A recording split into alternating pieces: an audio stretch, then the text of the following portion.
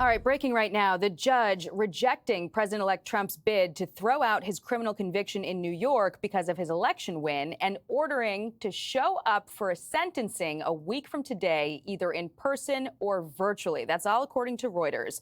Prosecutors had suggested putting the case on hold until Trump leaves office, but now he's facing sentencing before Inauguration Day. Constitutional attorney and Fox News contributor Jonathan Turley is going to be standing by on the phone for us in just a moment, but we have Clay Travis, I believe, with us still here. Clay, your reaction, this is just an incredible hour to go from, a win for the president-elect with the speakership and now sentencing before inauguration?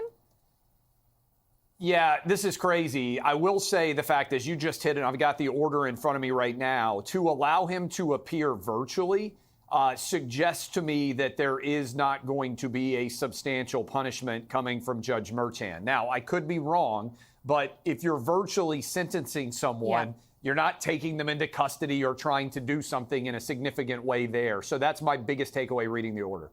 All right, Clay Travis, thank you very much.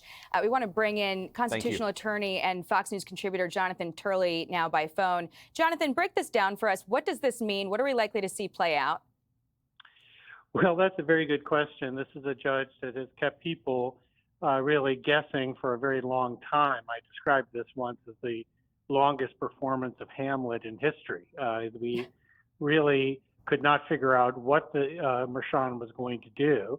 He's now decided to sentence a president shortly before he is sworn in.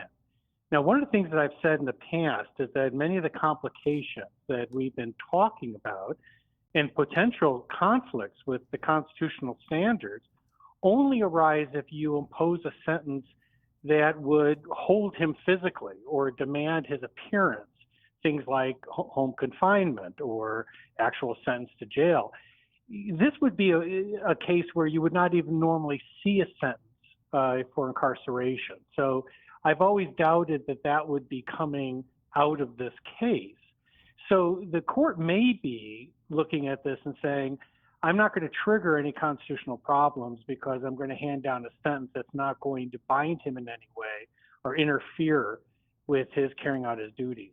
The one thing that I have to say, if you put a positive spin on this, is the worst option is the one suggested by Bragg, that you should just suspend the sentence and keep the president as pending sentencing for 4 years. That was a perfectly horrific idea that is being pushed by many. And I think that many people on the We've got less than 30 seconds left in the show, but I want to ask you, what do you expect the Trump team to do in response to this? Can they appeal it? What happens next? I don't think they're going to have a lot of luck appealing this. I think the appellate court's going to want to see what he rules. Because if he comes down with a sentence that doesn't bind the president, then a lot of the constitutional problems fade away. So you expect that we will see the sentencing go through, we will see a sentence? Yeah, they may well appeal this, but the odds are always in favor of trial judges in these holding these hearings. The appellate courts like to see sentences finalized so that they can review the case and the sentence. Jonathan Turley.